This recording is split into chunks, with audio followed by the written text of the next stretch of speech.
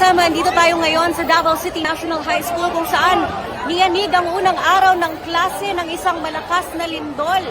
Sa kasalukuyan, wala pa tayong datos kung gaano kalakas ang lindol na nararanasan ngayon. Pero andito ang ating mga security personnel at mga estudyante.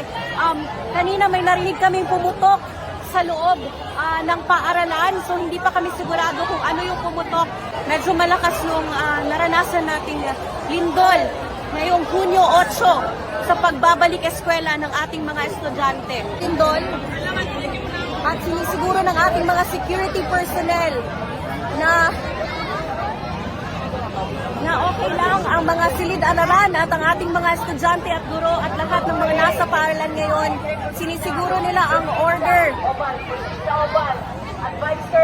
Ito ngayon ang ating principal mula sa Davao City National High School na nagbibigay na ngayon ng instruksyon sa ating mga mag-aaral mula sa paaralang ito, mula sa Davao City National High School.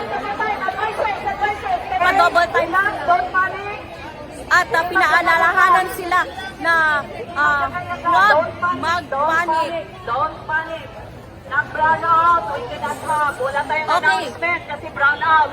Opisyal ng kinumpirma na may pumutok ay yung pumutok ay nagdulot ng brownout dito sa Davao City National High School.